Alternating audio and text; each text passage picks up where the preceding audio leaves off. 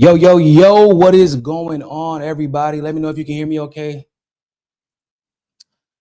Y'all gotta excuse me if it's gonna take me a second to get warmed up. I didn't have my coffee this morning. Somebody, I ain't gonna say no names, but it's a person in the house who can't speak English, so they can't understand me. Said they were gonna make me some coffee, and they just completely forgot about it. But it's okay. Just taking care of the baby. So. But we're gonna have to work it out. Boy, I'm struggling. And I didn't want to be late. I know I live in Brazil, but I ain't want to be on Brazilian time. I don't know if y'all know, but Brazilians, boy, I don't know how they can be an hour ahead of the U.S. Well, technically right now we're about an hour ahead of the U.S., but yet they're an hour behind everything else. Jesus Christ. They show it when they feel like it. We're live right now on Rockfin. We're live on Rockfin YouTube, Rumble, and Twitter because I refuse to call it X. I will not be a part of the conspiracy. What's going on? Brian, been angry all weekend. I'm assuming it's because of this ridiculous aid package. Wait till I start talking about how they tried to finesse everybody, right? There's a whole bunch of stuff that don't really make sense about this aid package. You know, everybody's supposed this was a big fight, right? Everybody's been talking about how this was like a big fight. And Republicans fought tooth and nail so this aid package to Ukraine couldn't get passed. And the same Republicans who run the House of Representatives who passed the package anyway. What I tell y'all, two sides of the same coin. Eric, what's going on? What's going on? Zavidar. Olá. Sim, tudo bem. Tudo bom, tudo certo.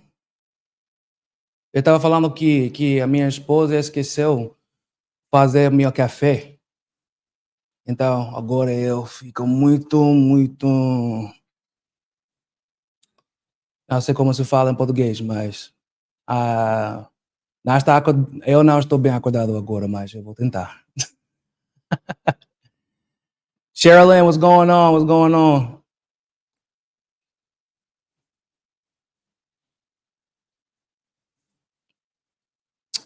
Got about 74 people watching right now in total.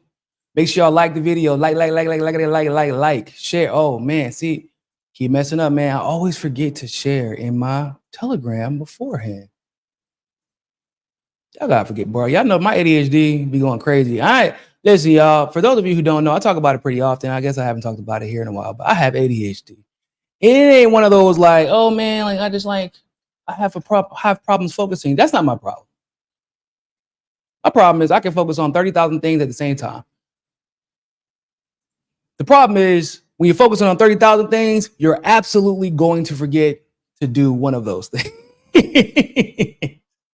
So my ADHD, so there's two types of ADHD and I have both of them, unfortunately. My psychiatrist back in the day at UNC told me that she was surprised that I was able to graduate with I was like one of the top of my class when I graduated high school. I was like, shit, I was surprised. I don't know how I did it. Oh, no, I do remember. It was a struggle. It was an emotional struggle. And if I didn't play sports, I probably wouldn't have made it because my sports, it's weird. I have a lot of emotional energy, right? So that energy for me, I can't speak for everybody else, but for me, that emotional energy can actually turn into exhaustion really quickly. So if it wasn't for sports kind of, what's the word I'm looking for? Diffusing some of that energy. I would have been exhausted and unfocused all the time. So yeah, man. So that's a long way of saying, yeah, man, sometimes I forget to do shit. I ain't gonna lie to you, but it's okay. I just be forgetting. It's the cause. I wouldn't trade having ADHD for the world. Like I love the gifts that it gives you once you learn how to hone it. But yeah, man, it does have its problems, but that's the trade-off with everything, right?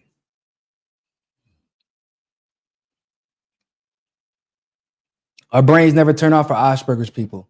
Yeah, I have that problem too. I definitely have. I've always had either when I was a kid, I would wake up stupid early, right? But as you become an adult and you have responsibilities, I got the other opposite issue, which is I have insomnia, but I don't know if you want to call it that. Like my brain, I had to sleep with the TV on. I'm one of those guys. Cause them thoughts creep in. It ain't, I'm like solving the world's problems at 10:30 at night. Like, boy, I ain't gonna be able to go to sleep tonight.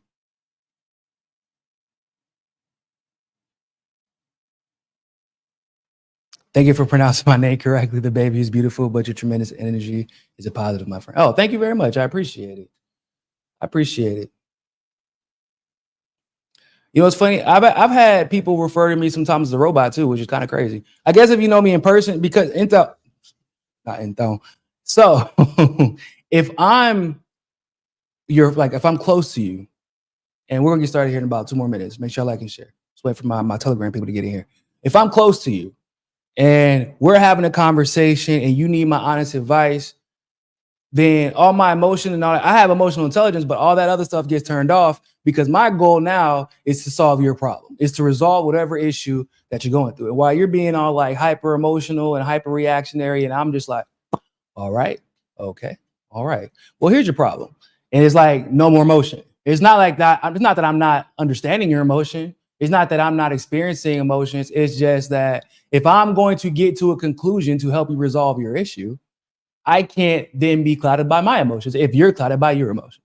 Get what I'm saying? So some people call me a robot at times. Like I've been called an android, even though like if you know me, like I'm a very energetic person. I like to laugh. I can be like I can show emotion whenever there's like not any consequence. But like if there's like a resolution that has to be done, like I'm not about to. Everybody else is like, y'all see what we deal with every day in independent media, right? Not half. The majority of people in independent media are constantly reacting emotionally to everything with no logic, right? We don't need more of that. We need somebody to have a clear head. So, who else we got in the chat before we get this show on the road? John C. How do I know I'm not a robot? That's a good question. I don't. That's a very good question. That's a very, very good question. I don't know. Maybe I am. Maybe I'm an organic robot. Oh man, that's gonna mess somebody's head. That's gonna mess with somebody's head. Cause like everybody assumes that robots are only metal and wires and stuff, but like veins aren't wires, huh? Right? Your brain doesn't fire off synapses like electrical signals to tell your body what to do, huh? I'm just saying. How do you know you're not an organic robot? There could be just people and there could be organic robots. And the difference is so slim that you wouldn't even be able to tell the difference. I didn't even need shrooms for that rant. All right. David Coles. YouTube says there are only 7 people watching. YouTube be lying sometimes. You can't listen to them. But if we got 7 people watching, we should have 7. We should have 7. I think we have more than 7 people though, if I'm not mistaken. Let me check. Shout out to all my early riders. We got 47 people watching right now. On YouTube, that is. We have 219 people watching in total. Or 221 people watching in total. Across YouTube, Twitter. Oh, where am I at? YouTube, Twitter, Rumble, Rockfin. Shout out to my early birds. Shout out to those who have no choice but to be a early bird because you got kids. Nizar, what's going on? Patrick Bet-David, so full of himself. Nauseating at times. Yeah, we're gonna talk about that. Y'all, I don't know if y'all know this, but I've actually been to Patrick Bet-David's house. I've met Patrick Bet-David in person. I got mixed feelings about him. We're gonna talk about it though. A robot can't go against their programming. No. Some robots are programmed to not go against their programming. That's not necessarily that can be easily changed. Because technically speaking, all DNA is genetic coding, right? So depending on if you're an organic robot, maybe my genetic coding is specifically to go against programming. I like to consider, I always felt like personally, and I know a lot of people feel like this, like my being, I feel like it's anti-algorithm. I always talk about this. Like, I feel like the world is on a specific algorithm and I'm like, bro, what is going on over there? Why my timeline and my brain looks so much different than ATS? And yeah, actually, Patrick Bet-David is the MLM guy. That is exactly what he is. Yeah. But don't let them tell y'all that, man, because, you know, they get really upset. I know, you know, I lived in Miami, y'all. I know a lot of MLM guys. They be like, yeah, I got rich off of nothing. I just worked my butt off. No, like what really happened was that person probably did work their ass off, but that's not how they got rich. They got rich because they worked their ass off and then they found somebody else taught them how to scheme. Another rich person taught them how to scheme and then they got in on the scheme, took out a little small loan, probably got some help, and then they got rich as hell.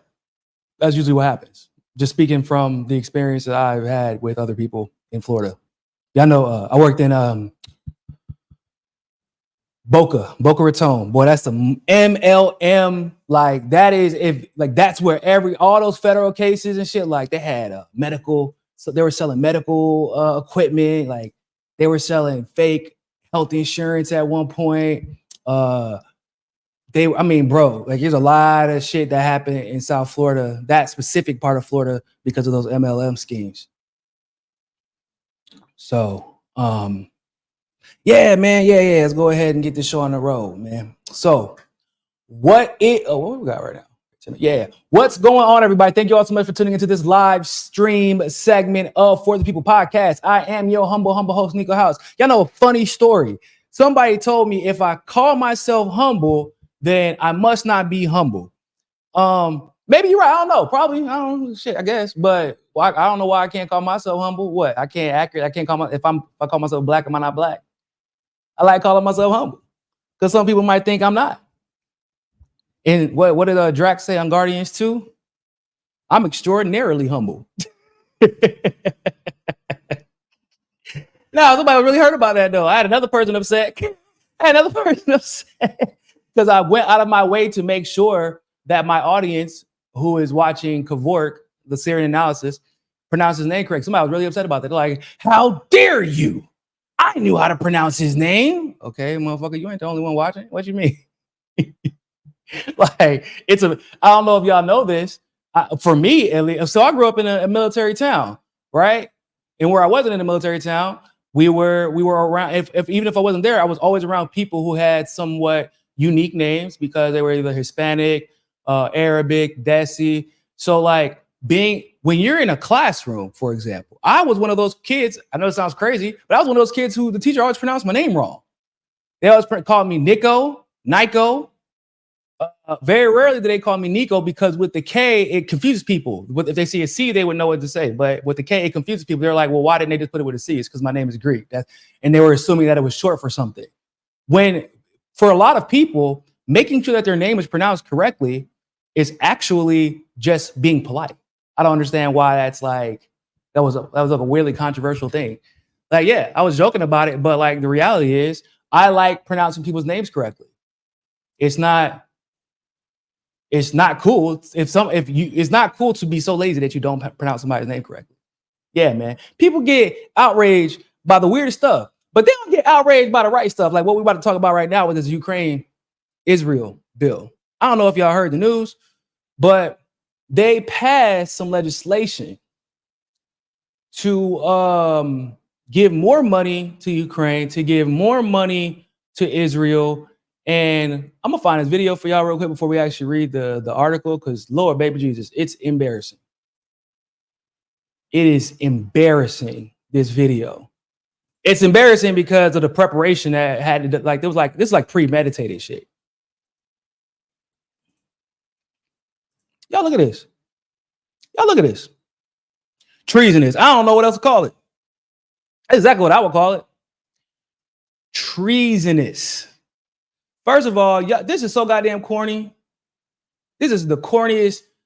You really out here waving what? Y'all got a Ukrainian flag store? They all went to the same store and like went and bought little mini Ukrainian flags beforehand, or like y'all went and like y'all had an aide come out and just pass out little mini Ukrainian flags. I'm kind of confused as to how this even came to pass. It's so weird that we're living in a social media era now to the point where but old people still like don't be getting it. They do shit for social media and you're like, bro, that's not how you do this. That's not, y'all can't do everything for the gram because it becomes obvious. And everybody, I don't know why y'all thought that this was cool when this is like an extremely unpopular topic. Like people are losing elections because of their support for Ukraine. Or at the bare minimum, they're losing elections because of their support to continuously send aid to Ukraine when we have homeless. Right now, there's like, what, 70, I think I read 70 million homeless people right now, or at least housing insecure people. Those same people who are voting to send aid to Ukraine, voting to send aid to Israel, those same people will sit there and tell you that it's impossible for us to send, to invest that money right here at home. It's, oh no, man, we just can't afford that. We just can't afford that. Hold on, so we can afford to pay aid, to pay for the healthcare of Ukrainians, because we're not only paying for their war, we're paying for healthcare for Ukrainians. Also, we're also paying for business infrastructure. We're paying some of their non-federal employees. We're paying pensions. Y'all know what we're paying for Israel? Everything. Israelis got healthcare, so you're telling me we can pay for Israeli healthcare, and we can even pay if somebody decided, I don't know. Shit, I don't really like this situation that's going on in the U.S. I'm gonna go be an Israeli citizen today. Hell, you don't even gotta be an Israeli citizen. Just scooch on over there, book an appointment, get your medicine. And a lot of the medicine that we have to get prescriptions to get, we have to, because medicine that shouldn't be prescription are prescriptions in the United States, not because they're dangerous, but because they want you to go there, get that appointment, pay that little $30 or however much you have to pay for your monthly appointment, and then go and buy whatever. Like, that's what they want, because it's a money laundering scheme. But we can pay for their healthcare system to be free. We can pay for other people from the US and all over the world to go to visit Israel, become Israeli citizens maybe, and even use their healthcare system, but we can't pay for people down here or in the US to have healthcare. Please make it make sense. And why the hell did you think this was a situation where you should be waving Ukrainian flags? I'm just confused. All these America First motherfuckers. Let me calm down. All these America First people swear to God they're America first. They love America, America, America, America. They're quick to call anybody and everybody a traitor. I've seen them wave Ukrainian flags and Israeli flags more than any other flag over the last couple of years. And we're supposed to be the traitors because we're like, nah, man, maybe we should not treat people like shit. Oh, wow. You want to give people housing? I don't understand what's so controversial. Like, it's just some stuff, bro, that I don't understand what's so controversial about, like, housing. Like, maybe, I don't, like, y'all do see the world that we're in right now, right? The world is upside down. Everybody is, like, things are tumultuous. Like, people's living situations are insecure. And this isn't even a situation where it's a money, like, oh, I can make more money. No. We've tried that. My mother is earning better now than she's ever earned in her life. She still works 2.5 jobs. It was fine 4 or 5 years ago. I'm not one of the ones who credit Trump for that. I think that was like a cyclical thing. I believe that perhaps he didn't make the situation worse until the pandemic situation, when he helped to pass the largest transfer of wealth from the people into the hands of the corporations in history. I think that was horrible. Also, whenever Congress decided to continuously inject fake money into the stock market to pretend like it was doing better than it was, like that type of stuff. Yeah, but 5, 6, 7 years ago, my mom didn't have to work 2, 3 jobs. My mom was fine. My mom has a good job. My mom busted her ass her entire. There's a lot of people who I know are like this. My mom was a maid at the innkeeper in Fayetteville, North Carolina. A maid, ladies and gentlemen. She became president of acquisitions for a optometry company. Okay, my mom busted her ass so that at this point in her life, she can prepare to stop working. And now she's working more. And there's so many stories I hear like this. My family does okay for themselves. Before the pandemic, they were doing just fine. Everybody, for the most part, thank God, we came from nothing, but like everybody was doing great before the pandemic, and then boom. Bro, I be seeing y'all grocery bills in the States. I be seeing y'all utility bills, like people post them, my family sends them, like just, because like sometimes you gotta laugh to not cry, right? And they send it to the group chats, and like I'm like, bro, there's no way. People making Walgreens runs and CVS runs $150, $175 for 5, 6 items. Come on, bro. And they'll tell you, like, oh, but we can't help homeless people. We can't, like, it's weird that people need help with food. It's easy for the Congress people to say that whenever they have health care. They're getting stipends for food. They're getting stipends for living stipends. They're having their travel paid for. They don't even have to. I think their travel to work is even paid for. They're not driving to work most of the time. They have somebody come and pick them up. They got to, like, come on, bro. This is just be a decent human being.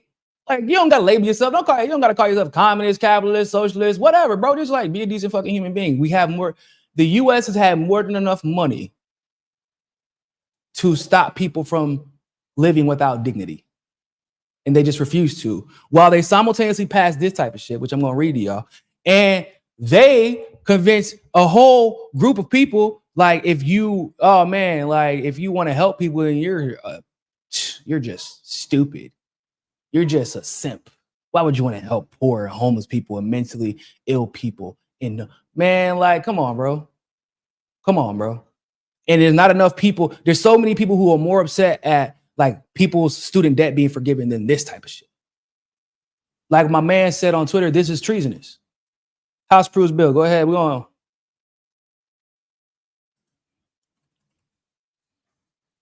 You're going to see how slick these people think they are, bro.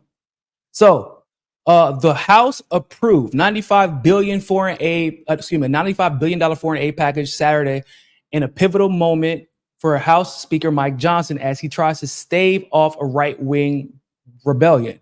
Once again, that's really confusing because we're always told by conservatives that, no, it's the Democrats who want to give all that money to Ukraine. It's the Democrats who want to further the Ukrainian war. No, it's both. It's both. Especially considering Biden is, because he has a D by his name, he's not a fucking rabid neocon. We all know that Biden is a neocon to his core. The package consists of 4 bills that were voted on separately and will be combined into one before sent to the Senate. Why is that? Y'all see how they do? That's why I see they think they slick, and I'm gonna tell you why. The first 3 bills include $60.8 billion to help Ukraine in its war with Russia. I don't know why they keep calling it a war. That assumes that both sides stand an equal chance of winning, when we know damn well. We see how that war is turning out. But whatever, call it what you want. $26.4 billion to support Israel, which is fighting Hamas and Iran, and $8.1 billion to counter China in the Indo-Pacific. They're giving the money to Taiwan, basically. Humanitarian aid for Gaza, which Democrats said was necessary for their support. Also, which is, by the way, I hope nobody here is naive, right? Y'all know that aid is actually never going to arrive to Gaza, right? We are aware of this. It's just extra money that will probably be laundered through the pockets of Israeli elites, right? We all know that, right? Okay. Anyway, the 4th bill will allow for the sale of frozen assets of Russian oligarchs to help fund the future aid to Ukraine, potentially force the sale of TikTok and authorize stricter sanctions on Russia, China, and Iran. The House approved the 4th bill Saturday in a 360 to 58 vote. First of all, y'all gonna sell somebody else's shit. Y'all do know that those assets from Russian oligarchs, those are just like wealthy Russians who just happen to be living in the U.S. and they just took their shit. The U.S. literally just took their money. That's all. And they're like, yeah, we're gonna sell that now. So now, bro, the U.S. and all these neocons are exactly who they swear to God everybody else is. Every time you hear a neocon call somebody a communist, they're projecting, bro. They're projectors. Just like you always hear people say that it's like a Zion, not just Zionists, but usually Zionist sympathizers. They always say, oh, why you always got to play the victim? You're projecting. They're projectors. They're overhead projectors. So I want to go ahead and talk about this particular portion right here, ladies and gentlemen. $60 billion to help Ukraine, $26.4 billion to go to Israel. Allegedly, so these bills were voted on separately, as the article talks about. The squad, they voted to support Ukraine, however, did not support Israel. They voted not to give the aid to Israel. Now, obviously, this is a safe vote. Like, it's a safe vote. And I'm gonna tell you something. I don't even care about the fact that they didn't vote for Israel. I vote to send that money to Israel. I know why they didn't do it. And they told you, they gave you the answer. They said the package consists of 4 bills that were voted on separately. And okay, if they were voted on separately, they were passed separately. Why are you combining it into one bill, ladies and gentlemen? Why are you combining it? Why are you combining it into one bill? And because once they combine it into one bill, they have to re-vote on it. And they're assuming, because all the bills passed, that all of those, that whatever is in that one big ass bill will get passed in the House, which will require Democrats to vote for, including the squad, and then will of course be passed in the Senate. That one big ass. So why didn't you just send the 4 bills separately to make sure that nothing gets put in that people's, and more importantly, that people's votes are honored? Because the Democrats knew from the jump, like, yeah, they're gonna put this into one bill, but I can say that I voted against the Israel money.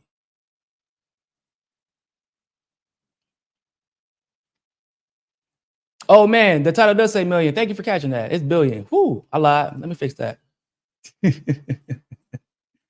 But yeah. See, I told y'all, ADHD and no coffee. That's what happens. ADHD and no coffee, and that's what happens, ladies and gentlemen. But in all seriousness, they're voting to, they're about to combine these bills and vote for them again. And the squad gets to pretend like this is what they always wanted, or excuse me, that they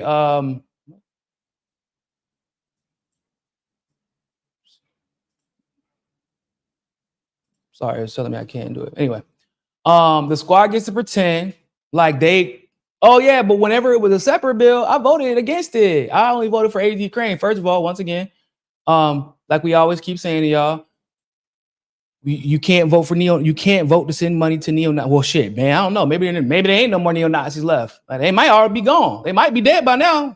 Who knows? But you can't keep voting to send money to neo-Nazis and be like, yeah, but at least I didn't send money to the Nazis in the Middle East. I just voted to send the money to the Nazis in Eastern Europe.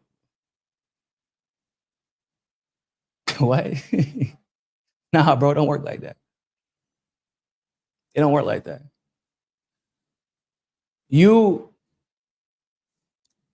They're losing this war, first of all. Ukraine, like, we can go to the Israel part in a second, but let's talk about the fact that Ukraine is losing this war. The Republicans have sold this as a Democrats' war. Have they not? Like, throughout this entire election, the Republicans have sold this as a Democrats' war. The fiscally conservative Republicans who claim up and down they want to balance this budget and get it under control. The fiscally conservative Republicans who, if I'm not mistaken, ladies and gentlemen, and please correct me if I'm wrong, because I love being corrected when I'm wrong. Didn't they run on Joe Biden's support of the Ukrainian war and how they were going to actually challenge him on that support of the war in Ukraine, given the state of not only the United States, the financial state of the United States, but also the state of the world, because the war in Ukraine is actually costing dividend, like not just a little bit of money. It isn't just the money that we're sending. It isn't just the money that they're spending. It's the money that it's costing in the peripheral, gas, oil, minerals and other resources that Russia is now being like, yeah, nah, y'all gonna have to buy all that in rubles. Nah, we're gonna cut it off when we feel like it. Now, if you want it, you're paying double, like all that stuff, right? What happened to all that? We're going to campaign. They literally campaign to challenge Biden on this issue, and now they're giving Biden exactly what he wants. I'm confused. I would like to be enlightened as to why. Y'all lately, so y'all know me, right? I'm of the mind that when I'm scrolling through my timeline, y'all, I can't lie. I got to do this sometimes, because I got friends. I got leftist friends. I got conservative friends.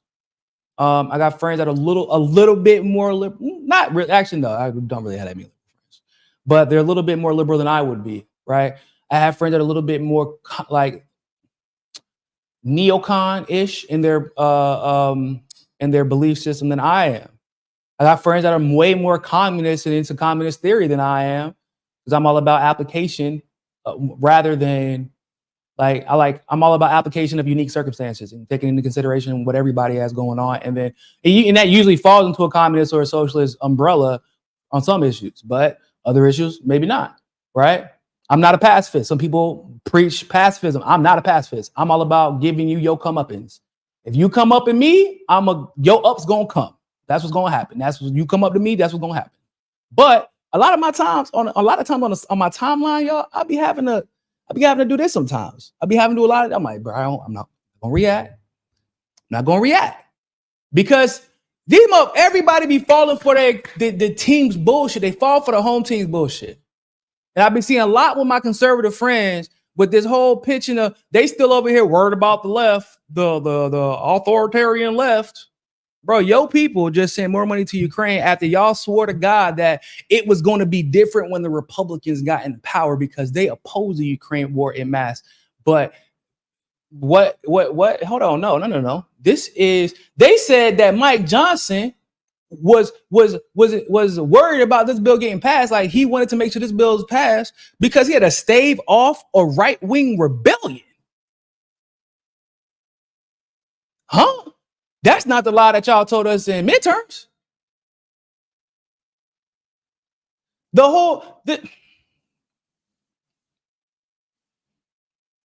Bro, part of the reason Kevin McCarthy was ousted was because they said he was giving too much support to Ukraine and what Joe Biden wanted.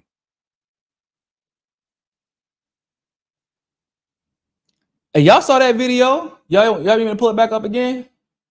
Y'all saw that video, right? That's a lot of Ukrainian flags. And last time I checked, the House of Representatives is actually majority Republican. Majority Republican. Now let's go ahead and talk about this Israel shit.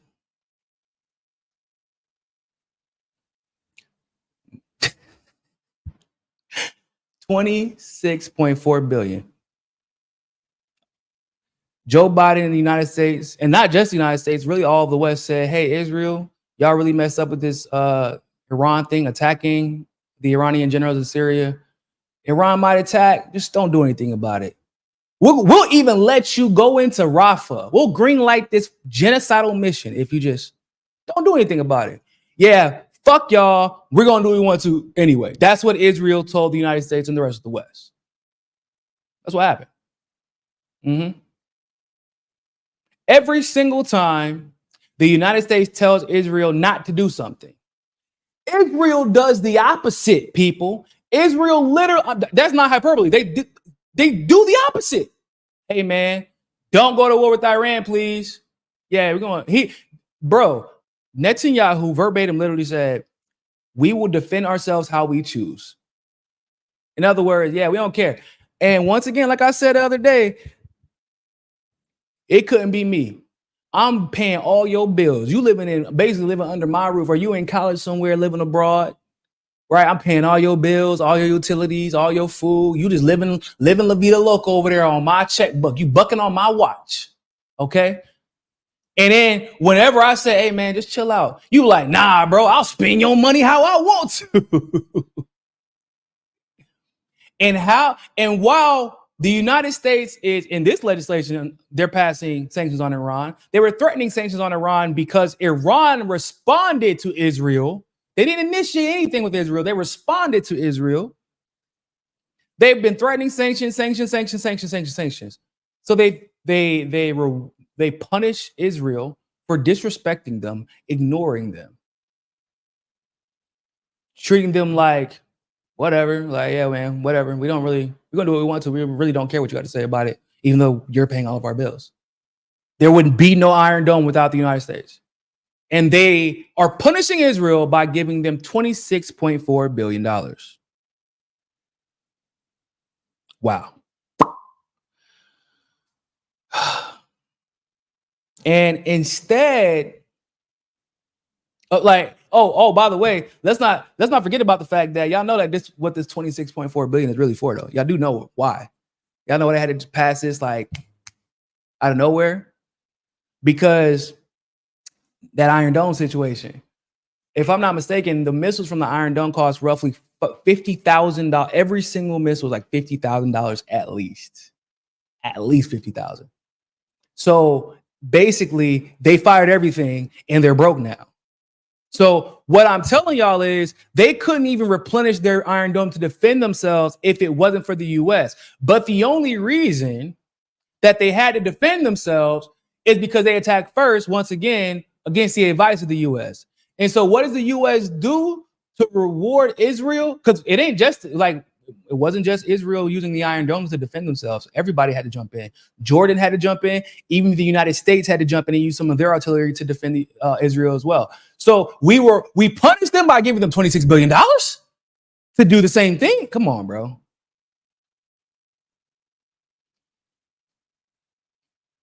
Come on, bro.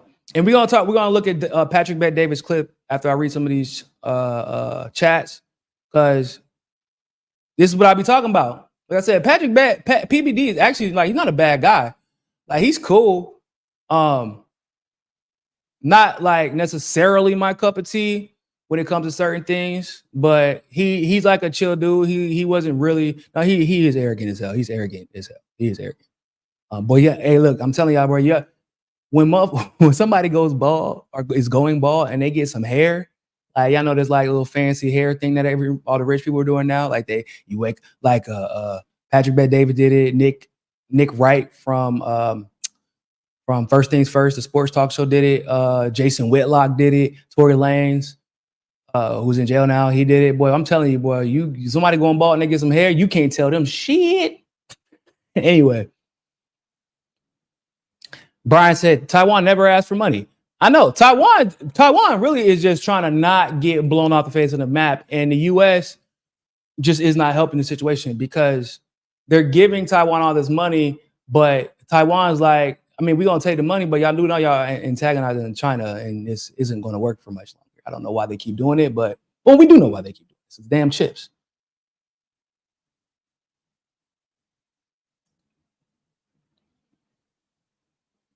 What else we got? I only voted for the TikTok ban, AOC. Hold up. Did she really say that? I hope she didn't really say that, because that would be weird. But I wouldn't be surprised because AOC been getting exposed on TikTok. You know, TikTok and Instagram used to be AOC's bread and butter people. Like, she was able to use her propaganda to sway all the young masses via TikTok and Instagram, and not everybody using Instagram and TikTok to expose her. And like my friends on Twitter always say, and I definitely say pretty often, I'm still, hey, my inbox is open. Y'all do know my DM is open. For those of you who came at me, I ain't forget, because I was trying to tell y'all about AOC for a hot minute. I'm like, y'all, this woman is moving suspect. I don't know why it's so hard for people to see, because it won't it was like I was just showing people the patterns, and I was very judicious about the way I was like, y'all ain't got to hate her. Now it's different, but I was like, y'all ain't got to hate her, but y'all ain't a little bit suspicious. Y'all don't find this suspicious? This pattern of behavior that she's exhibiting, the lack of continuity in her advocacy, right? And nobody, everybody was coming at me crazy, bro. They said I was jealous that I couldn't smash her, which is weird because, like, let's be frank, if AOC had a chance at Niko house, AOC would take it. I'm not saying, I'm just saying. Y'all don't know half the stuff that these people, these women in politics have said to me. I'm not even gonna get into all that, but I'm gonna tell you a funny story. Somebody was telling me that another independent journalist had a crush on me. And then another woman, like before I responded to another woman responded and said, of course, they all like Niko. It's Niko. We all know this. I was like, what? For real? Please tell me more. Tell me more. I was feeling like John Travolta for a second. But no, nobody's jealous of AOC's little weird ginger boyfriend. I just wanted people to look at what we're seeing now, because how much money is AOC still raising from poor people? Like, I know on TikTok and Instagram, people know about her, but like on Facebook, they're still full. Y'all know Facebook is always about 10 years behind. Jesus Christ, I don't know why it's so bad over there. Probably the algorithm, but yeah, no, I just wanted people to know the truth, and now they do. So, military industry. Goddamn, military industry is thriving. Yep, unfortunately, not the soldiers though. The soldiers are on food stamps. They can barely afford to eat. God forbid they get PCS somewhere, like they get their duty station switches, because a lot of them are having to leave their families behind because they can't afford to buy a house or rent a home. You know, now it's different. You can put down your down payment and get outbid during a rental process, even after you sign the lease. Did y'all know that? Yeah, that's a thing now. So it's getting crazy out here. So the military industry is doing well, but the military themselves, not necessarily.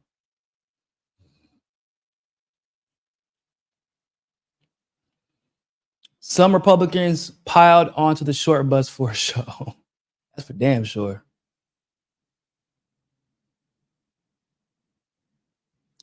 Hague Invasion Act is a punk ass move, don't you think? Is that what it's called? Is that what the bill's called? The Hague Invasion Act? Because if that's the case, that is some bullshit. Wow.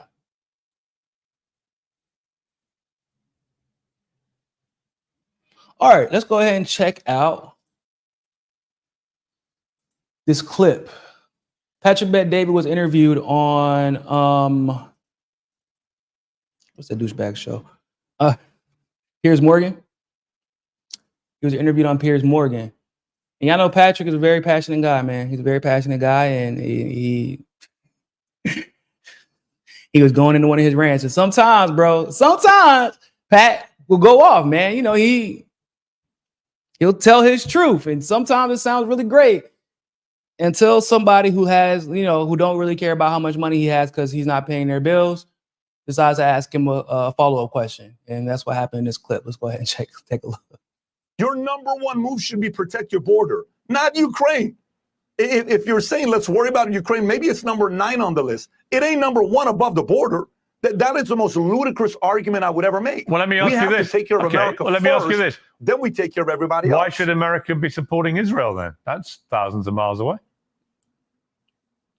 How much money are we giving to Israel? Sorry, there's a delay. Oh, there's a delay.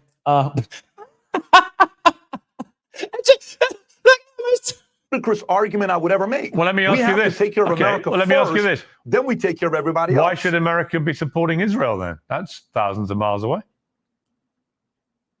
How much money are we giving to Israel? No, that's not what he asked you, P. That's not what he asked you, PBD. He said, why are we giving the money? How much are we at? Why do people always do that? Whenever they get exposed on their hypocrisy, you know, Destiny does that too. Destiny does. How much are we giving? I'll be interested to know. How much money are we giving Israel? I'm curious. Go ahead. I'm curious. Go ahead. Are we sending troops over there? Yes, we are. Yeah, we are. We had American troops die the first few days of the conflict. So yeah. But okay. Are we sending missiles over there? Yeah, we literally are. What?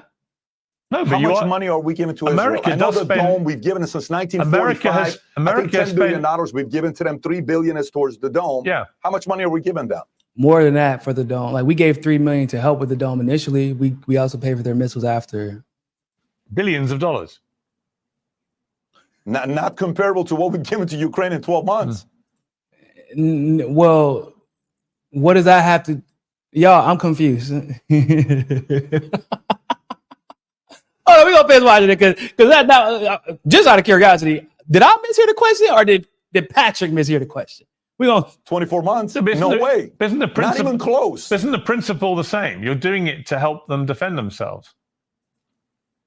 No, it's not. The part with Israel is slightly different because it's both strategic, because there's only one country in Israel. Oh, there we go. That has historically always been pro-American, has been an ally. Well, there we go. They said, hey, Mr. Valuetainment, getting a little bit popular there. So we just wanted to go ahead and sing you some talking points. Because y'all remember at the beginning of this whole conflict, he was actually calling out Israel for the genocide. He was actually pretty decent on this situation. But now it's different. I wonder what changed, guys. He got the call. In the Middle East, and that's Israel. Iran's not been the case since the Shah, right? Saudi Arabia. Iran's not been the case since the Shah because we installed the Shah. And yeah, that shouldn't have been the case. But now also Jordan is pro the US, like their US puppets. MBS, he's trying to work and make progress to the point where Ronaldo, your friend, feels safe going out there with his family to play soccer there. These are good things that MBS and Saudi Arabia is doing. Bro, what is he talking about? It's kind of doing what the Shah was doing back in the 50s, 60s, 70s. I like what he's doing with Saudi Arabia. But Israel, to us, a part of it is also loyalty due to our faith, where we need that country. Due to our faith? Whose faith? What? Dog. What America was founded on, Judeo-Christian. That's a little bit deeper than that. But would you? Oh, now America was founded upon Christianity. What is? Oh Lord Jesus, see, this is what I be talking about, y'all. Boy, they get them talking points. Hey man. So here's what happened. I put A and C over here, right? But you can't leave out D because without D, you really can't have B. And so I know it seems like we jumped way over to U, but there's a reason for that, right? We had to jump over to U because our faith requires us to levitate, right? So we levitate past the other letters and we arrived at U so that we can get to Z, because Z is for Zionism, and Zionism just requires blind loyalty. And regardless of the logic that I'm trying to use here, I'm just going to say I was going to get to Z regardless. I'm just trying to tell y'all that I was giving these talking points regardless of how much sense they don't make. But I can't say that because then they're going to take my money away. That's basically what happens. People's logic go, he was so passionate about this Ukraine situation. That's how they do. That's how they do. They get so passionate about this Ukraine situation or a border. Like, yeah, man, we got to fight. This border situation is the greatest problem. And it's like, well, how do you feel about the United States interrupting the economies of other countries, which is causing them to come to the U.S.? Well, hold on. That's different. Why? Because we don't like them. They might be communists. But you just said the border problem is the greatest problem, right? So maybe don't create the problem if you don't want the problem. And all of a sudden their tone changes. Let's check out this clip one more time. We're going to talk about it. Your number one move should be protect your border, not Ukraine. If you're saying let's worry about Ukraine, maybe it's number 9 on the list. It ain't number 1 above the border. That is the most ludicrous argument I would ever make. Well, let me ask you this. We have to take care of America let me ask you this. Then we take care of everybody else. Why should America be supporting Israel then? That's thousands of miles away. How much money are we giving to Israel? Billions. How much money are we giving Israel? I'm curious. Go ahead. I'm curious. Go ahead. Oh, are we sending troops over there? Are we sending missiles over there? No. How much money are we giving to Israel? Another dome we've given since 1945. America has $10 billion we've given to them. $3 billion is towards the dome. Yeah. How much money are we giving them? Billions of dollars. Just 26 billion. Just like you talking about 3 billion. We just gave them 26 billion, and you're like, how much money are we giving? What? Not comparable to what we've given to Ukraine in 12 months, 24 months. No way. Not even close. Isn't the principle the same? You're doing it to help them defend themselves. No, it's not. The part with Israel is slightly different because it's both strategic, because there's only one country in Israel that has historically always been pro-America and has been an ally in the Middle East, and that's Israel. Iran's not been the case since the Shah, right? Saudi Arabia now with MBS, he's trying to work and make progress to the point where Ronaldo, your friend, feels safe going out there with his family to play soccer there. These are good things that MBS and Saudi Arabia is doing. He's kind of doing what the Shah was doing back in the 50s, 60s, 70s. I like what he's doing with Saudi Arabia. But Israel, to us, a part of it is also loyalty due to our faith, where we need. Bro, even Piers Morgan looked confused. He like, bro, what is he talking about?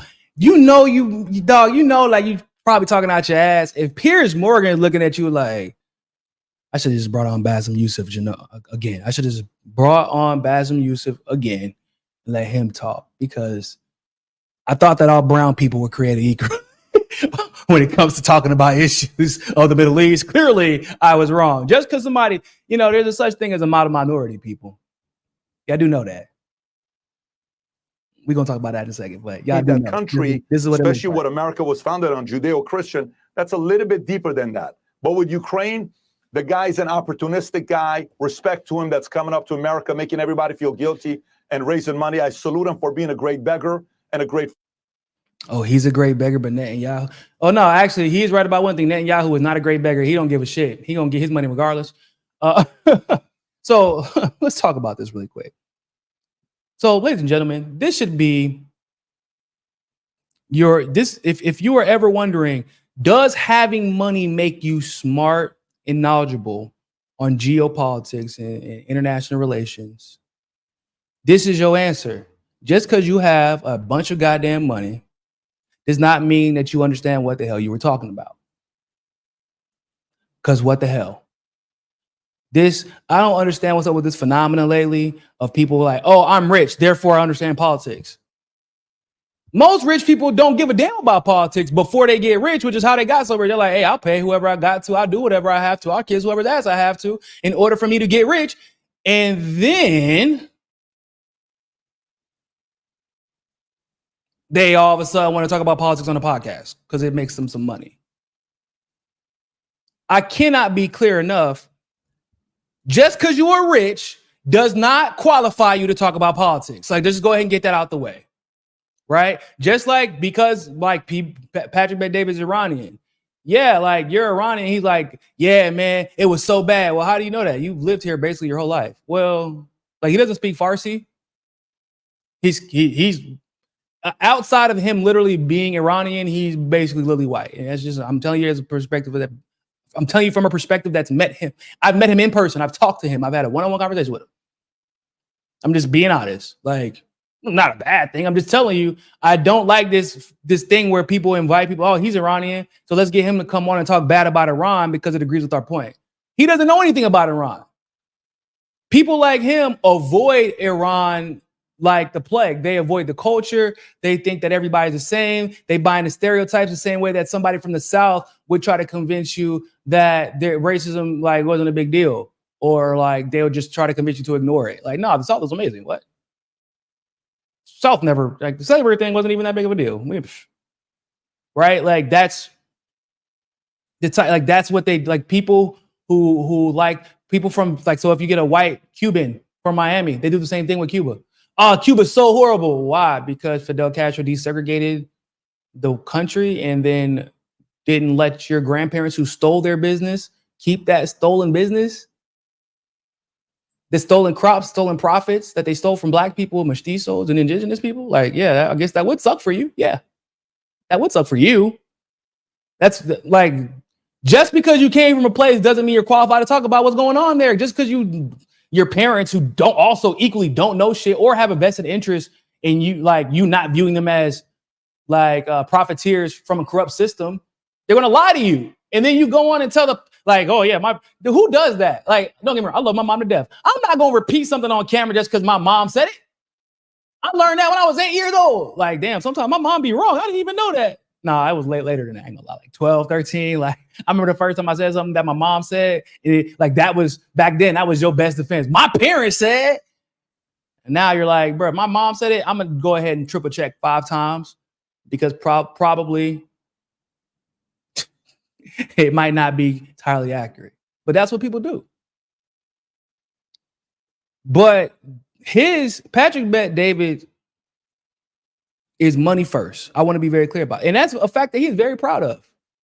I can't say he's all about money because sometimes he passed up some money a while back, or he passed up an opportunity to bring on people, a person who could have made him some money. Let's put it like that. Because he's not, if you've noticed, the people that Patrick Bet-David brings on his team aren't really that smart. They call it valuetainment, but it's more tainment than value. I'm being honest. There are plenty of people, Anya Priyanka. I feel like Anya is obviously more than qualified to talk about the Israel-Palestine issue and the Ukraine issue. Anya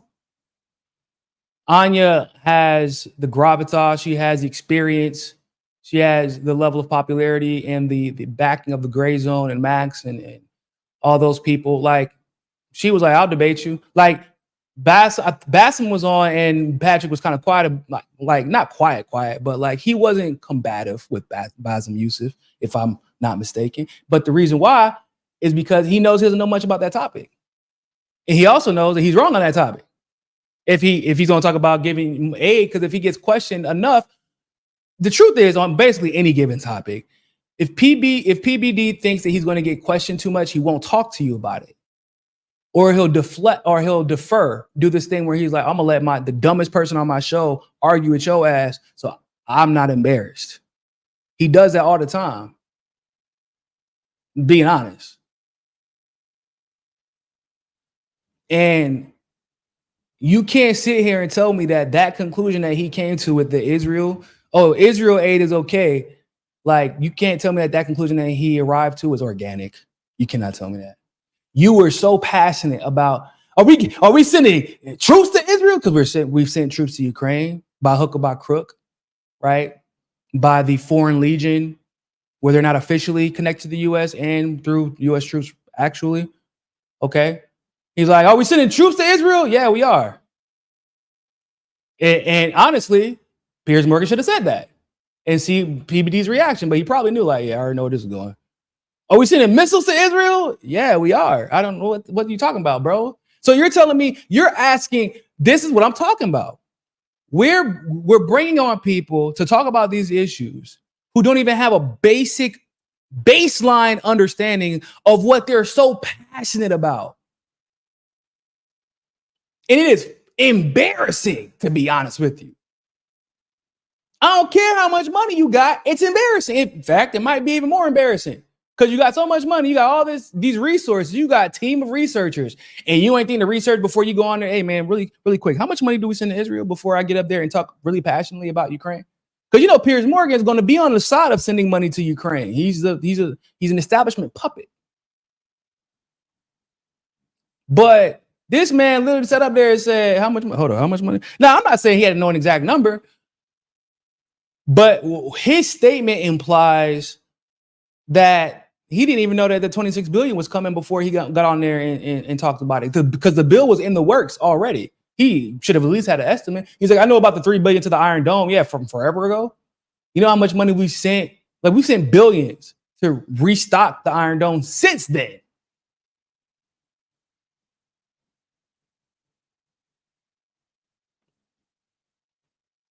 You can't call yourself, you said the biggest priority is the United States.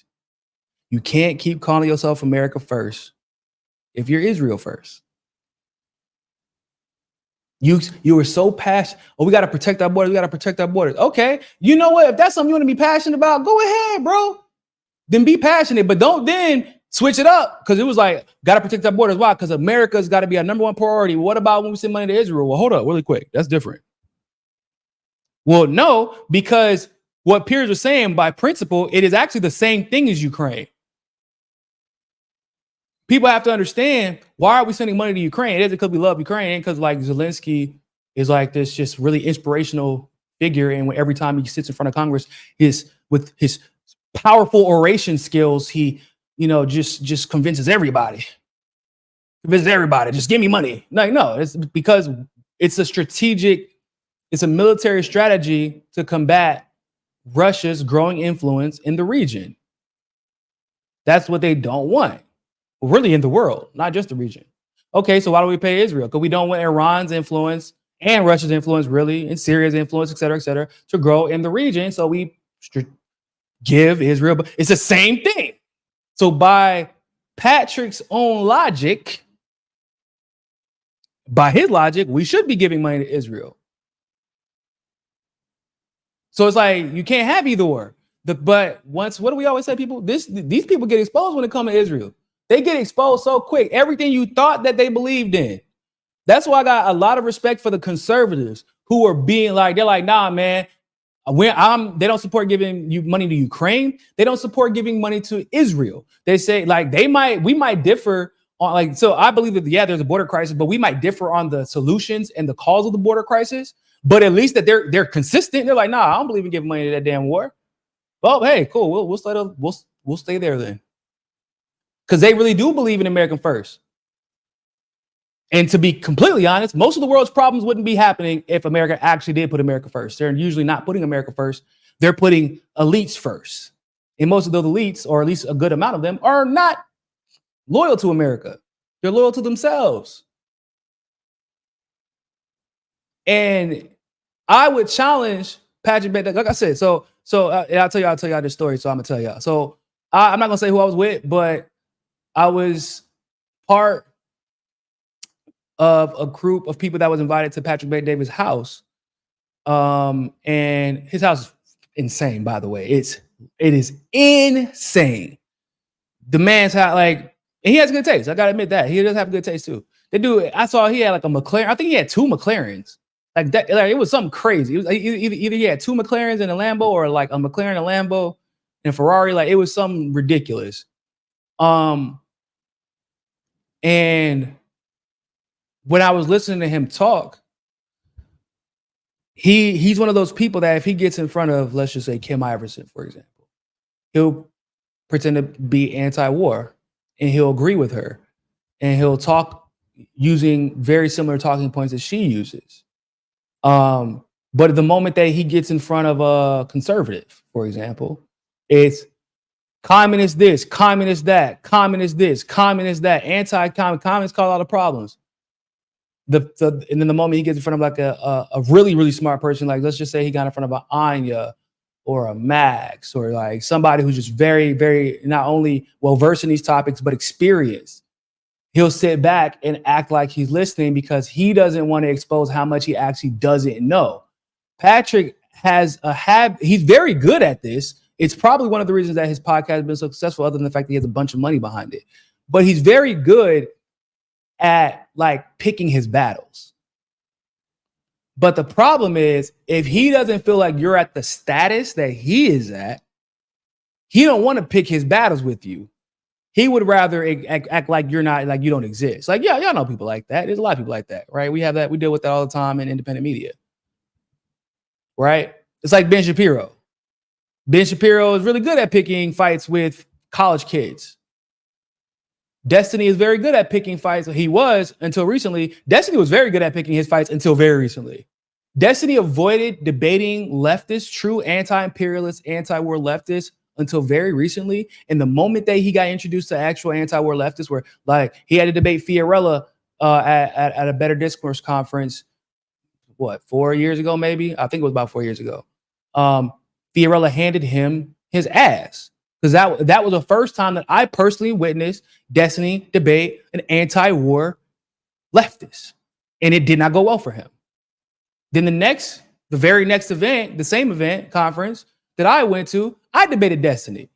And it was the same result. I mean, it wasn't like a hard debate. The man was making an argument that Facebook and Twitter and these tech companies aren't actually CIA front companies. Like, that they, like, come on, guys. It wasn't like difficult. But my point is you got a lot of these people who are very good at picking their battles. Patrick Bet-David is one of them. You don't get to be that rich and successful without picking your battles, to be completely honest with you. Also without selling your soul, but that's a different conversation for a different thing. But Ben Shapiro, Steven Crowder back in the day, change my mind. Bro, come on, I'll change your goddamn mind. No, you're going to end up flipping chairs and shit if you debate me. That's the difference. You're going to flip chairs and get pissed off if you debate somebody like Brianna Joy Gray or Nick Cruz or Pasta Jardula or Fiorella Isabel or like any of these people, Max Blumenthal, Anya, Stabby, even like any of these people who actually know George, obviously, George Galloway, but any of these people who actually know what they're doing and talking about and actually can see the issue from all sides, have experience. Like you couldn't, bro. The way that I'm impressed that Piers Morgan let him continue to talk, because after he said the words, "Does the U.S. do we have U.S. troops in Israel? Do they send U.S. troops there?" I'd have been like, "Hold up, bro! You did not come on my show. You did not come on my damn show and ask me. I invited you on here as an expert, and you just asked me, have we sent troops to Israel?" I would have cut him off. I'm a bad interviewer, guys. I mean, I'm better at it. Potts is my favorite interviewer. Potts is very good at interviewing people. But the reason why I'm a bad interviewer is because sometimes I hear something crazy. I'm like, whoa, what the? Whoa! I can't just be like, nah, I didn't just hear that crazy shit that just happened. Like, I'm really bad at that. And Piers Morgan let him say dumb shit, and I appreciate it because that was a whole minute of, yeah, man, you know, Cristiano Ronaldo feels safe playing in Saudi Arabia now, and woo! Oh, that was funny. That was funny. Oh man, let's check out some of these. Let's check out this clip from Tucker Carlson calling out his people. Man, he called out his people on an issue that I've actually been pretty passionate about. I know it sounds silly to be passionate about it, but not silly because it's a serious issue, but silly like and super specific. And I'm gonna explain why in a second. Tucker Carlson gets asked by Joe Rogan, or no, they're having a conversation about Japan and the atomic bomb and all that good stuff. And this has actually been a lot of topic of conversation lately. I don't know why it's been such a popular topic of conversation. But conservatives have come out, of course, and like, yeah, man, we had to do it. You're a pussy if you don't agree with it. Like, and Tucker Carlson, once again, probably surprised a lot of people, had a different take. And he actually called out his own people on this. Take a listen. Well, you could say the same about the atomic bomb, right? Yes, you could. And you could say that we have to develop it like Oppenheimer felt before the Nazis did. I love that. How'd that work? How'd that work? Well, I love, by the way, that people on my side, I'll just admit it, on the right, you know, have spent the last 80 years defending dropping nuclear weapons on civilians. Like, are you joking? Right. That's just like prima facie evil. Yeah. If you can't, well, if we hadn't done that, then this, that, the other thing, that was actually a great savings. Like, no, it's wrong to drop nuclear weapons on people. And if you find yourself arguing that it's a good thing to drop nuclear weapons on people, then you are evil. Like, it's not a tough one, right? It's not a hard call for me. So with that in mind, like, why would you want nuclear weapons? It's like just a mindless, childish sort of intellectual exercise to justify, like, oh no, it's really good because someone else will get it. How about no? How about like spending all of your effort to prevent this from happening? Would you see? I feel like Tucker Carlson has become a classical conservative. Like, even though we don't agree on everything, I feel like he's become more of he's like he's the conservative that Patrick Bet-David thinks he is. He's a libertarian rather sometimes that Patrick Bet-David thinks he is. Because he's willing to challenge the narrative, the dominant neoconservative narrative. And even when he gets it wrong, even on foreign policy right now, he's batting about 3.7 out of 5. I'll take it. It's better than what most people give me with that level of popularity. I'll take that all day. That is a take. See? kill baby Hitler? And the fact that what do they usually when it is their side, what they'll say is some people say, he was like, nah, bro, it's my side. It's my side that's doing this. Boy, look. You know, famously. Right. Say that we have to develop the Nazis did. I love that. How'd that work? How'd that work? Well, I love, by the way, that people on my side, I'll just admit it, on the right, you know, have spent the last 80 years defending dropping nuclear weapons on civilians. Like, are you joking? Right. That's just like prima facie evil. Yeah. If you can't, well, if we hadn't done that, then this, that, the other thing, that was actually a great savings. Like, no, it's wrong to drop nuclear weapons on people. And if you find yourself arguing that it's a good thing to drop nuclear weapons on people, then you are evil. Like, it's not a tough one, right? It's not a hard call for it's not a hard call for me. So with that in mind, like, why would you want nuclear weapons? It's like just a mindless, childish sort of intellectual exercise to justify, like, oh no, it's really good because someone else will get it. How about no? How about like spending all of your effort to prevent this from happening? Would you kill baby Hitler? You know, famously. Right. So I don't know why we're sitting back and allowing this to happen if we really believe it will extinguish the human race or enslave the human race. Like, so this lie, I don't know why people keep telling it, like, oh man, we would have saved so many lives. That is a lie that was told to justify dropping the atomic bomb. Japan had effectively already been defeated. Strategically, Germany had, we were on the way to victory. This is well known at this point. if you don't believe that the atomic bomb had nothing to do with World War II, it had everything to do with what was coming next, which is the United States wanted to dominate and didn't want anyone to feel that they could stand up to them. And they basically, you know, whenever someone throws a temper tantrum, like what these crazy kids do, they like beat their head up against the wall, show how crazy they are. That's basically what the atomic bomb is. That's basically what the atomic bomb is. And we did it twice. Okay? There was no reason for us to drop it other than to achieve the goal. And y'all also have to remember too, because we can't look at international politics and the actions of the US in a vacuum, especially when we have the benefit of hindsight and history. We got to remember who authorized the atomic bomb. We got to remember who, like, this was Truman, an idiot, who was a puppet of the Dulles brothers. Okay? The man dropped atomic bombs because they said, hey, man, you don't want people to think you're weak. Yeah, that's a good idea. Let's drop 2 atomic bombs on civilians. Okay. Right after that, he effectively initiates the Cold War by disregarding the agreement that had been reached between FDR and Stalin at the Yalta Conference. Okay. That's strike number 2. Well, really 3. If you're counting 2 atomic bombs, probably 3.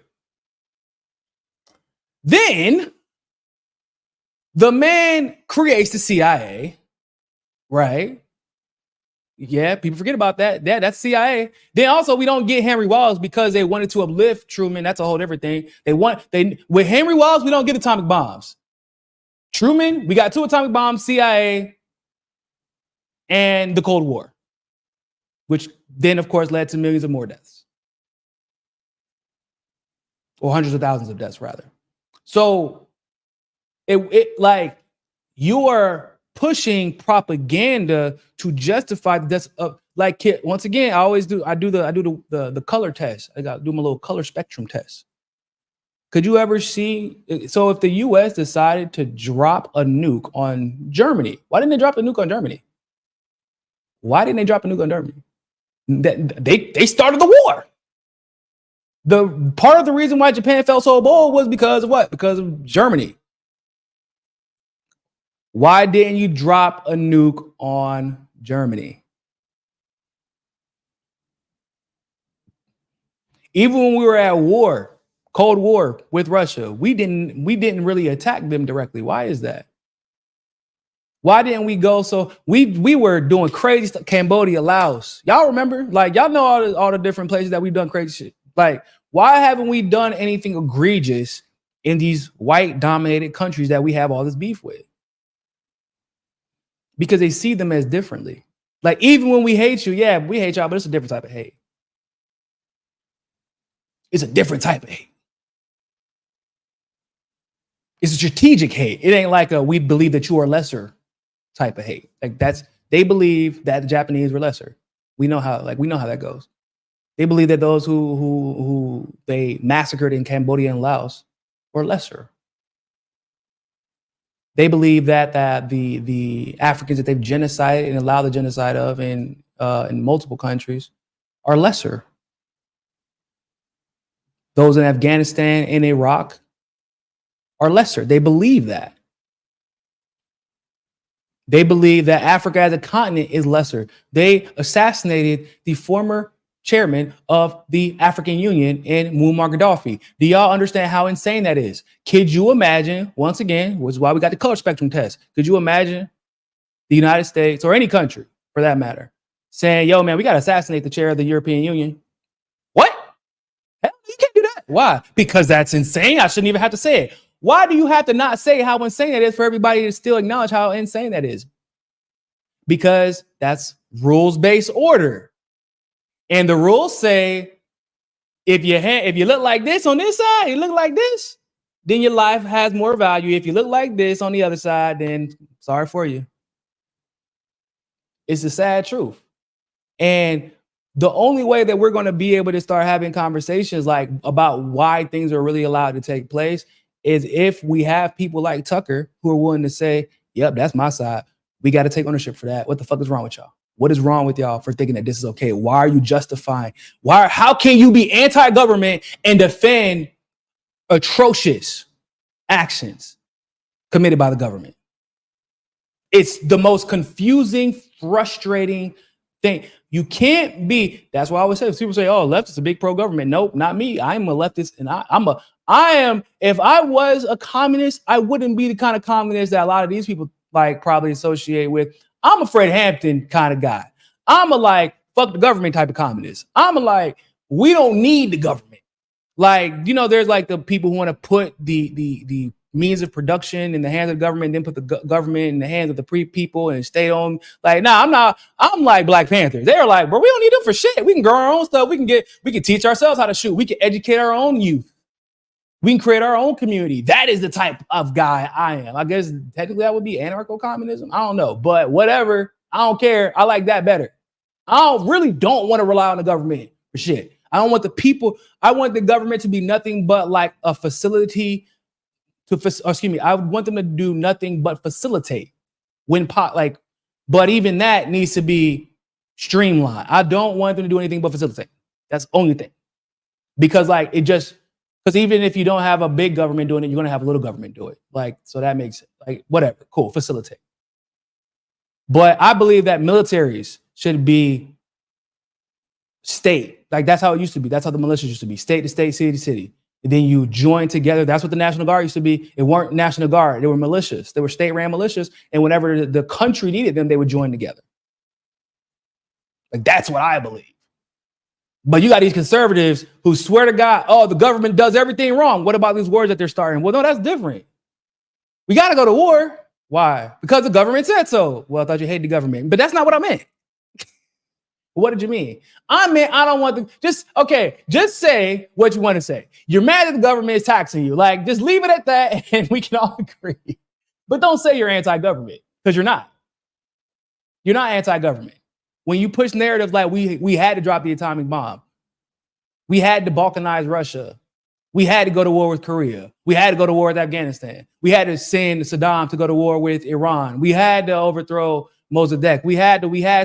Why? Because of communism, because of radical Islam. They give you whatever excuse they give you, and then y'all turn around and repeat it, and then in the same goddamn breath will be like, yeah, but I hate the government. Which one is it? Which one is it? Because when I say I don't like the government, I mean that shit. When I know the majority of my audience says they hate the government, they mean that. If my government has to take from someone else in order for me to benefit, that is unacceptable to me. It's unacceptable. And I will always challenge them on that. If my government has to take, I see all these governments around the world who are actually working for their people, despite the fact that the U.S. is crippling them in every way they can. And I still see governments around the world doing their damnedest with the resources that they have to just give to their own people without taking from others. In Brazil, as corrupt as things can be at times, the people at least have enough power to make sure they have basic healthcare. They have free healthcare, and their healthcare is pretty damn good. If I'm not, bro, and to be completely honest with you, their medicine, their over-the-counter medicine is way better than the U.S. They have daycare systems. Like, it's not perfect. They're still trying to make them better, because they have, they just have the responsibility of trying to put so many people who are suffering financially in these. I don't know how they're daycares, but they're more than daycares. You know what I'm trying to say. But basically, it's free. The doctors here still make a pretty damn good wage, and a lot of them work at free places, but they have the option to work also in private care. But the options it isn't like private care like with the US, where if the private system had a chokehold on the public system, it would just become private again. Right? It's like, if you want to get private, you can pay a reasonable price for a healthcare plan. And it actually covers what it says it's going to cover. Like, if it says it covers surgery, it ain't like you got to pay $5,000 before the damn surgery actually is covered. Because that's what happens in the US when you buy a healthcare plan that they force on you.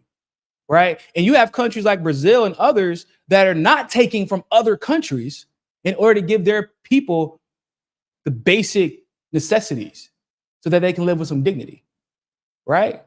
So why is that the United States that has agriculture, okay, they have diversity of economy, they have diversity of people, ideas, businesses, they have the space to expand, they have the experience, they have the allyship, the network, they have all of that, and yet and still they have to take and take and take.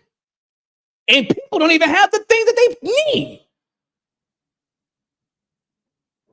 That government allows all that shit to happen to its own people, and I'm supposed to then turn around, like Tucker said, like other people say, I'm supposed to then turn around and say, yeah, man, our government is definitely just in the fucked up shit that they've done.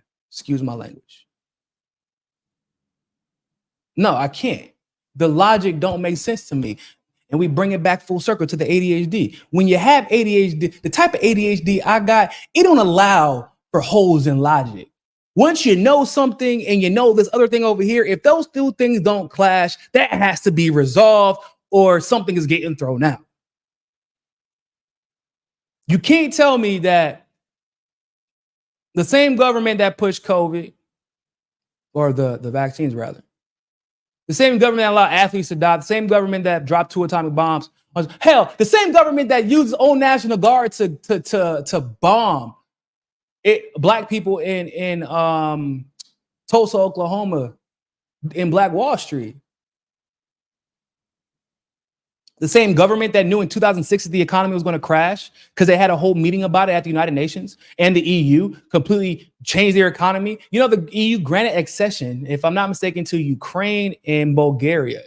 I lied. Romania and Bulgaria. The EU granted accession to Romania and Bulgaria, despite the fact that they didn't meet the qualifications because of the rampant corruption there, but they're 2 self-sustaining nations. So they were like, yo, the U.S. economy is so bad that, and because our economy is basically 25%, the 25% of the EU's economy at that time was based off the U.S. economy. And they knew in 2006, because they had a whole meeting about it, that the economy was going to crash. So they allowed 2 of the most corrupt nations in Eastern Europe to join the EU, hoping to stave off some of the economic damage.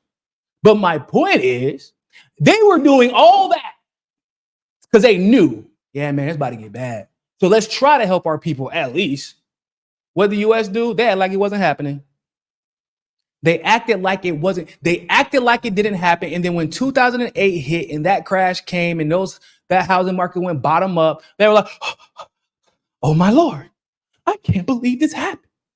I don't understand. How could this have taken place? We had no signs. We couldn't have known, guys. I'm supposed to believe that. I want to give the power to invade other countries for altruistic reasons. To those people. To those people.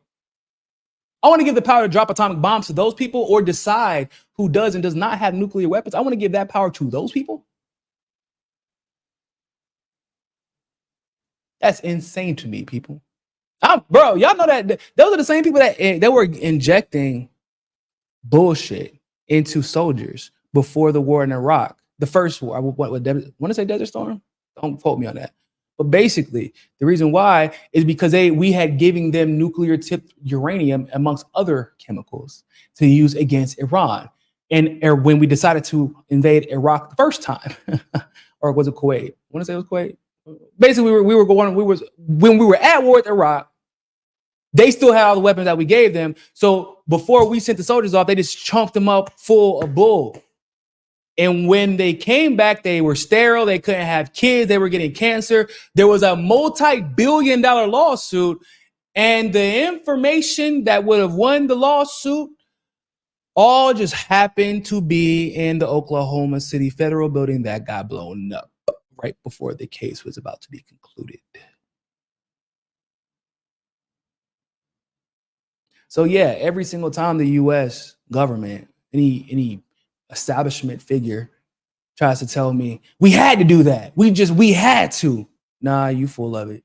No, we didn't. There was always another way. You had to do it because that was your job, to sell that lie. You had to make sure this happened because that was your job to make sure whatever atrocity happened took place. Like, y'all had to do that. We as a country did not have to. But it's your job to convince people that being sociopaths, being psychopaths, being sadists is like a normal thing. It was your job to convince people that, but it's not. It's not. It's your job to convince people that we should just ignore the fact that like we still need to deal with the fact that all these indigenous people have been genocided in the US. We still need to deal with that.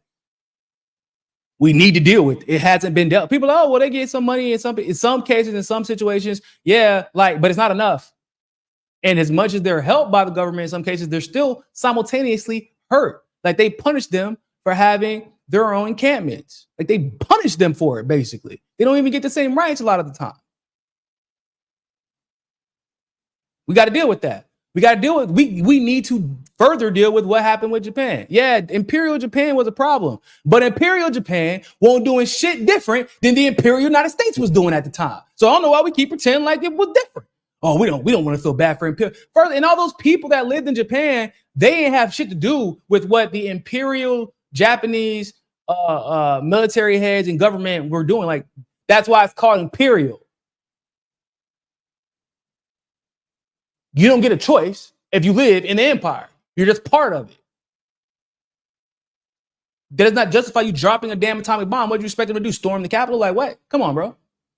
We got to deal with the fact that we allowed and funded Hitler's rise to power. We did that. The United States allowed that to happen. We funded it. We're going to have to deal with it. There's a lot we have to deal with, y'all. The karma is coming. But the way to help kind of guide the trajectory of this karma is to at least admit, y'all, we fucked up. And we have either been complicit or in some cases, like Tucker Carlson talked about, people have either been complicit or they've cheered it on and justified it. And the chicken's gonna come home to roost. They're already coming home to roost. I've seen the cost of an Egg McMuffin in the United States. $57. The chickens is roosting right now. They're doing a little butt shaking thing before they lay an egg. It's happening right now. I've seen the price of groceries in the US. I've seen the prices of I've seen these utility bills. Oh my God. Couldn't be me, bro. Nope, wouldn't be. I would not turn on the heat. Boy, we'd be cooking with matches. I wouldn't turn on the heat. The way that gas looking. And I know summertime coming up. I know a lot of y'all about to be in somebody's swimming pool. But that's y'all, like, people thought that this was gonna last forever. Like, no, the chickens come home to roost eventually. I've never seen so many people living with their parents. And it ain't like they're not trying. They got 2-3 jobs. If I lived in the US right now, I would probably be making some effort for my mother to live with me or close to me, because like, I don't see how could she save up for a life after retirement trying to, like, she's one person, but it's not sustainable. Because every time you get a raise in the US, especially if you have like a salary job, you get a raise in the US, what do? Now your healthcare just went up. Like, hold up, what? Yeah, your healthcare went up. And then on top of that, they tax you more. So like, what was your raise even for?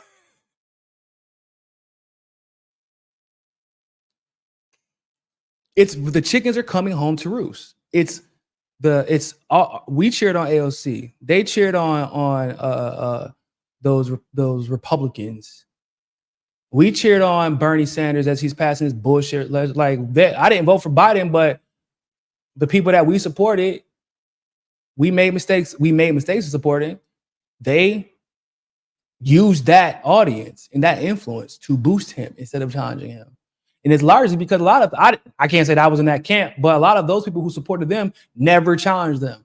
So if you weren't guilty, you were complicit.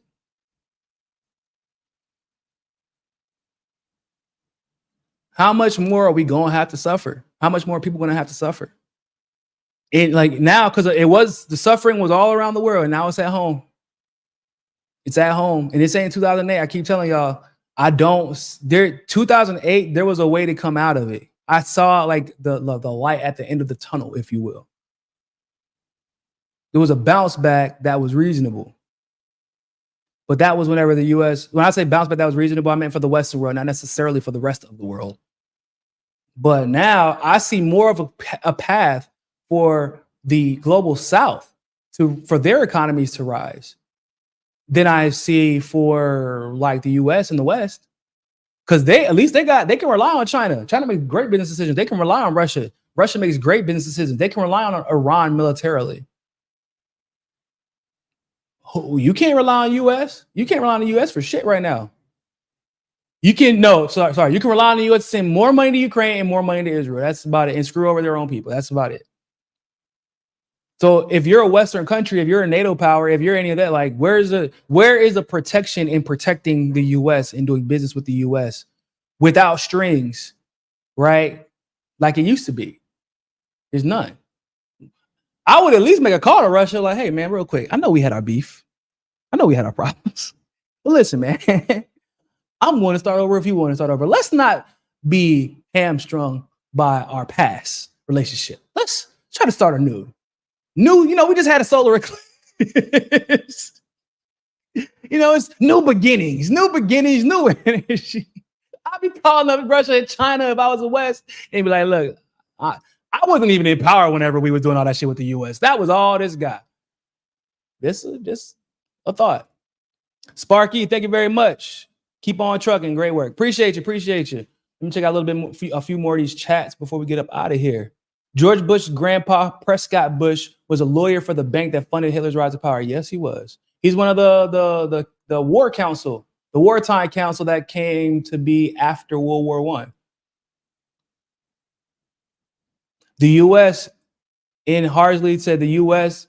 try to play the good guy, but you're not. The world's seeing America as terrorists with England distortion of truth.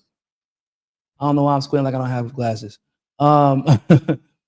Joseph Bett, all that radiation circulates the entire planet and we breathe it. That is true. Just like that Fukushima. I don't know how y'all still eating fish. I have never forgotten about Fukushima. I don't know how y'all just casually eating fish like that didn't happen. Marco Padilla. Part of why the CIA was created was to destroy the OSS because the OSS had a lot of Jewish leadership. CIA is essentially the combination of the KKK and the Nazis. That's interesting. I didn't really thought about that.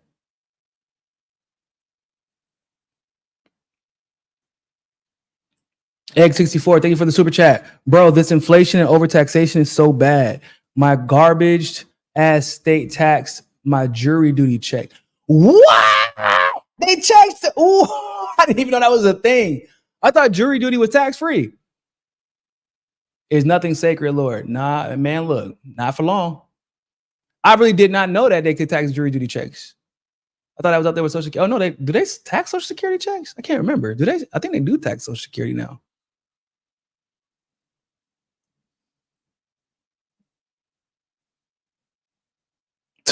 Fred said, Tucker's laugh grates my nerves. Look, man, Tucker's one of those kids who used to, used to run around the hallways in high school or will wear like really dark clothing. Like, he's one of those guys. Let's let him live a little bit. Not everybody can be, super cool and sociable. He's trying, guys. He's trying. His laugh is a little bit weird. But hey, man. Keep an eye on Hinkle. He's sus in my opinion. We've been, dog, you ain't got to tell me. He ain't just sus. Don't put it like that. We ain't getting all that right now. But look, beware of those who, so we all know the pattern, right? If all of a sudden you were nowhere and then all of a sudden you're super stupid famous and rich and everybody knows who you are, how has that worked out in the past? Every single time? Okay, there you go. There's your answer, guys. Is it ever organic and does it ever work out? Everybody can be on the right side of history for a short period of time. But the damage that comes when you don't see people for who they are, that shit echoes For real. Golden Monarch said, I never once believed conservatives when they initially sparked not supporting Ukraine. They just don't want to be on Biden's side unless conservative president were instead in charge. 100%. That is exactly what happened. And we all know, but we knew, we be knowing. My audience is smart. I like to believe that we have the smartest audience in all of social media. So I'm not surprised that y'all knew that. Mike Johnson, thank you very much for the super chat, Sparky. Mike Johnson would have never been elected speaker if he wasn't down with the globalists. He just outwardly went with the flow before he was in the spotlight. 100%. 100%. That's facts. I honestly don't know how. I don't really understand why Mike McCarthy got ousted by his party, because he's doing, like, was he not doing enough of what the Democrats wanted? Because it's like, that's what it seems like, kind of like the Trump effect. Like, are you not Democrat enough for the Republicans? Is that what's going on? Because that's what it seems like. Because why would Mike, because like, I don't know if I saw the article that I put up earlier, Sparky, but they mentioned the fact that he was worried about a rebellion within the Republican Party if he didn't get this legislation for Ukraine passed. And I'm like, hold on, I thought that there was a whole rebellion in the Republican Party because Kevin McCarthy was doing too much to get money to Ukraine because that's what Joe Biden wanted. So I don't even know why they ousted him. I mean, I'm glad he did, because like anybody who gets their comeuppance, like, I'm just happy about that. But yeah.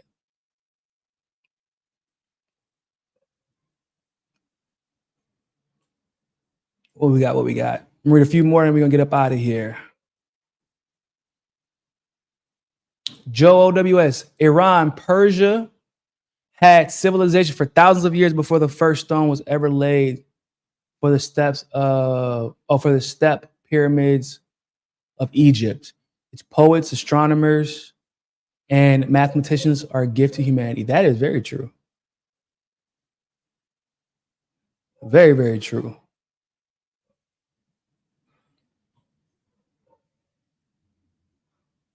Oh, thank you, Linda. Linda said, your ADHD honesty is inspiring. I'm always on 50 things at once. The overthinking in the middle of the night. We have special powers from way back to the Bernie days. That is very, very true. I don't know how, honestly, I don't know why people act like it's such a big deal. That, like, people like try to hide their ADHD sometimes. I feel like that's like the worst thing you can do, because, bro, it's obvious. It's usually obvious when somebody has ADHD. Plus, it's like not even anything to be ashamed of. It's like just really, hey, just letting you know before you get into this journey, just letting you know this is what's on your path. So pack accordingly. Ryan Glenn, thank you very much for the super chat. Leprechaun Alley, SS retirement, Social Security retirement is taxed. That's crazy. You've been working your whole life. They're gonna tax you for your retirement? I didn't know that. That's wild. Social Security retirement is taxed, but Social Security SSI, I'm assuming that's disability. You mean SSDI? I'm disabled, but had to put off applying for SSDI, and why? Because my husband's check and disability check would disqualify me for health insurance, and my medication is $15,000 a month. What? See, that's what I be talking about, bro. Like, why do you have to, like, if that is an entitlement, if that is something that you are entitled to have, like, you should be able to earn this. It should be able to help your life, but you have to sacrifice it because they will punish you for it if you have the audacity to receive the money that you are entitled to. That's crazy. But that's the government. That's the government that people want me to believe. Yeah, they're totally altruistic. Totally, guys. I believe in those guys. Never. Never. Man. All right, people.